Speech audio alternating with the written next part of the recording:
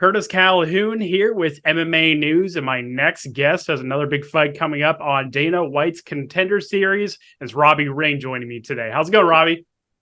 I'm doing well. How are you? I'm doing great, man. Thanks again for the time. I really do appreciate it. First things first, man. Obviously, you got a big showcase coming up on Dana White's Contender Series. What was your immediate reaction when you got the call and the invite? And just kind of sum that up if you can, even. Yeah, so it was late one night, and I got a text from my manager, Jason House, with the Radium Sports Agency, and he said, you ready to go? Contender Series offered you a fight, and immediately I looked at my wife and I said, it's time. This is everything that we've been working for. So I'm always training, so it really wasn't getting into fight camp. I'm pretty much always in a fight camp, really. So I just kept doing what I'm doing, getting mentally prepared for it, and I'm just excited and blessed for this opportunity. Did you feel like this kind of opportunity would come at this point of your career, or did you feel like it would take probably a few more fights to get this invite, or what was kind of your level of surprise when you got the invite? I kind of definitely foreseen it coming in my future. I kind of thought that maybe it would be later in the season of Dana White's Contender Series, but I was ready to go. I was prepared to fight another fight on the regional scene, but then I got that call, and I was like, well, it's time to go. What are some of the biggest improvements that you feel like you've made from the beginning of your career to now getting ready for Contender Series? What are some of the biggest things that you feel like you've really improved on as a fighter, as a person, and all that? Probably definitely my mindset on things. I've been fighting since I've been involved in martial arts since I was 4 years old. And starting out doing jujitsu competitions and things like that, I didn't do too well at them. Then I started getting into my teenage years and started having some success. But going back to my past, when I started out and I wasn't too good at it, my confidence was a little low. And even going into some of my later amateur fights, guys that I fought that I, should have been able to run through, I ended up getting some decisions late in my career. And then I looked back and it was just my confidence and my mindset, not really believing in my skills. But ever since I made that switch to pro, I've gained a lot more confidence in myself. I think that I believe that I'm a great fighter, and I think that it showed out in my last couple of pro fights that I'm a different fighter now than I was coming up through the amateur ranks. Do you feel like your ability to, kind of handle that success and kind of the trials and tribulations that come with being a fighter has, really improved now compared to the beginning of your career? Because you mentioned, you got some decisions earlier in your career, your confidence wasn't the same that it is now. Do you feel like that's kind of something you've had to work on, is being able to handle success and learn from your mistakes? Oh yeah, I'm from a super small town in Virginia called Whitsville, and through this area, I'm known as the fighter. People's followed me ever since I was a young kid doing this, and I quit worrying about what my image to everybody else is, and having that burden on me every time I fight. Like, I got to win this to keep up my reputation. That doesn't matter to me anymore. I just focus on myself being fully prepared to go into the cage, and also just having that mind right. I'm not worried about impressing anybody else. I'm going in there to get the job done, and that's something that I've definitely learned from my amateur career going into my pro career. Talk to me a little bit about how you first got into combat sports. How did this passion come about for you? I know you got a little bit of a family tradition in martial arts. So talk to me a little bit about that. What were your first impressions of the sport and how this all came about? So I guess going all the way back to 1970s, my mom, she was a professional kickboxer. She's a black belt under the Chuck Norris fighting systems. And, she's been running her own gym since she was 15 years old, teaching traditional karate and kickboxing. She actually met my father at a martial arts competition. And my dad, he's a jiu-jitsu guy. He's a black belt under the Walt Bayless fighting systems. And so they met, had me, and growing up, I was always just a baby playing on the mats. I'm sure every gym's got one of those. That was me. So by the time I could walk, I was already learning how to hit pads and hit the heavy bag and basic jiu-jitsu positions. But after that, I started out doing traditional Tang Sudo karate, moved into jiu-jitsu, competed in jiu-jitsu. And then at 14, I took some kickboxing fights. And then at 15 years old, I had my first MMA fight. So, this has been something that's been in my life, since birth, me being at a martial arts gym, watching my parents teach classes. But I really started taking it serious about 13 years old, and that's when I told myself, I want to fight on the world's biggest stage. Nobody's done it from my area. We're a kind of a small blue collar town in Virginia, so you've got a lot of working men, but nobody's made it to this level. And I said I want to be the first, and I knew that I had the work ethic. And now we're here. I'm getting ready to go fight for a UFC contract. And I know you train at the family gym. Do your parents kind of serve as like a coaching role at all for you? Or do you have like separate people that work with you for that? Or kind of talk to me a little bit about that dynamic. So my mom and dad are both my head coaches. Dad, he's been running the MMA program at Ring Combat Sports for 24 years now. He's been around this game a long time. He's been my head coach all this time. He's built me from the ground up. I've got some other coaches there. I've got a strength and conditioning coach, and I've got a lot of guys that's been involved in this sport for a long time. And we all come together and we help each other get better. And we got a great coaching staff at my parents' gym. A lot of hard-nosed fighters there too.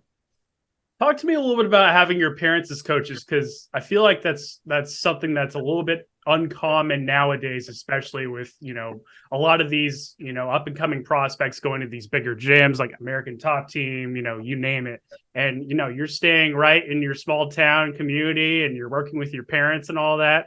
Kind of talk to me a little bit about that. Like, what's kind of the impact that they've made on your career?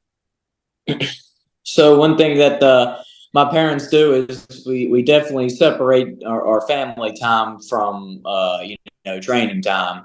But as you might figure, a lot of times it's the training goes home a lot. We're constantly talking about my fight coming up. We're constantly watching film together, and so we it's great having my parents as my coach because I live it. I'm super close with my parents, and having them there and their attention put on me and getting the training that I need, it's great. I love it because it doesn't matter if we're at the MMA gym and we're grinding hard, or if we're at home, we're working on that mental aspect of the fight game. You have a really interesting style too, because it's very old school, right? I feel like you've talked about it in other interviews too, and you're always looking to push forward, ground and pound, you name it, whether it's standing up or on the floor. Kind of talk to me a little bit about that. Like, how would you summarize your style in the cage? Oh yeah, I idolize all the old school MMA fighters. All the way. You can go back to the Pride fighting days with Kazushi Sakuraba. He's an entertainer. Oh, yeah. And then you start getting into your Randy Couture's and your Tito Ortiz. The fans absolutely love those guys.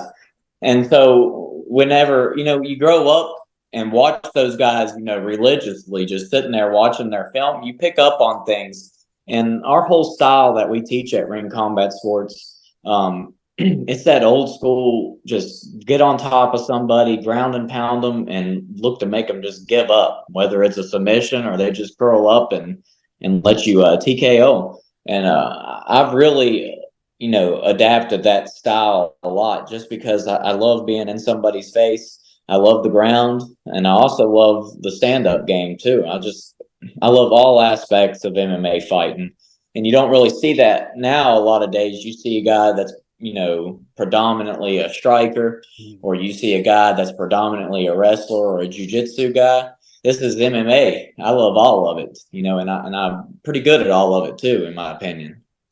Now, you mentioned that you're kind of old school in that way. Who are some like current fighters that you may watch and try to emulate or learn something from in a way just by watching them? Like, who are some of your favorite fighters to watch? Growing up, I really looked up to Dominic Cruz just because he was different than everybody else that he was fighting. Just his footwork and his mindset going into a fight. I really enjoyed watching him. Now he just fought. I'm a huge Justin Gaethje fan because he really does have that old school style, tough as a pine knot. And he don't give up. It's hard to put that dude away. So I really respect Justin Gaethje's style, and I love watching fighters improve. And it seems like every time out there, Justin Gaethje just hits a different level. So that's probably my favorite fighter to watch right now. It's so entertaining. And obviously, first things first, you got to get that contract again in the UFC. And obviously, there's a lot on the line. It's arguably the biggest fight of your career. I'm sure you'd say the same thing. But like looking ahead to the future, when you envision like a potential UFC career, is there like a dream UFC fight like in your division? Like, hey, that's a guy that I would love to potentially fight one day. Yeah, I've got this question before, and I love answering this question. So I fight at 145 right now. Later down the road, I could probably make 135. I'd like to fight Cody Garbrandt because he beat my boy, and I remember being devastated when he beat Dominic Cruz. So I'd like to fight Cody Garbrandt. I think that we would put on a good fight. I like watching him too. He's an entertaining fighter. I still got that place in my heart when he beat Dominic Cruz for the championship. So that would probably be my dream fight. And looking long term, do you kind of see your future at 135, 145, or switching between the two, or what's kind of the idea there? Yeah, I could see a little bit of both. My last few fights have been at 145. I make that weight fairly easy. I feel good fighting at 145. I know that there's guys that fight at that weight class who cut a lot more weight than I do. So if I'm winning at 145 and I'm feeling good doing it, I'll stay there. If my coaches believe that we need a change or we need to just go ahead and cut, the last 10 pounds, then I'll go down to 35. I gotcha, man. And last question for me, I want to give you the floor to send a message to Dana White ahead of your Contender Series fight. What kind of fight can he expect? And what do you want him to know about Robbie Ring?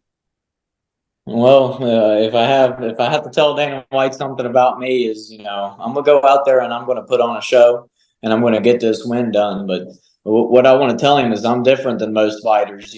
Just my style's different, my mindset's different, and at the end of the day, I know that I'm a really good person, and I think that's what the UFC needs right there is more good people, and the UFC more good level-headed people. I teach kids classes every week at my gym. I humble myself, and I wouldn't let him down with that UFC contract. I'd go out there and fight with my heart every single time. Before we wrap things up here, I'll give it the final word to shout out your team, shout out your social media if you want, anything like that. I'll give it the final word, man. All right, appreciate it. First off, every interview I do, I just want to give all credit to my Lord and Savior, Jesus Christ. I wouldn't be able to do any of this without the strength that he's given me. Big shout out to my team, Ring Combat Sports, my parents, Greg and Kim Ring. We've worked super, super hard for this fight, and we're fully prepared to go in there and handle business. And then just a few sponsors of mine. I'd like to give a shout out to Chris Fox at Berkshire Hathaway Realty, Varney Construction, and then Choice Physical Therapy. Thank you all for your sponsorships of me. You can't do it without sponsors. It's a hard life being a fighter. You got to make a lot of sacrifices. So they've helped me be able to focus on my training and preparation. So, if you want to follow me on social media, you can follow me on Facebook, Razor Robbie Ring, or Instagram, Razor Rob MMA. Absolutely, man. Well, Robbie, it was great to meet you. Great to chat with you. I really did enjoy this chat a lot. I'm looking forward to your fight. I have a feeling this is definitely going to be the first of many chats going forward. So I appreciate the time. All the best through these final few weeks of camp, and I'm sure we'll chat again soon, man. Thank you so much. Yes, sir. Thank you, Curtis.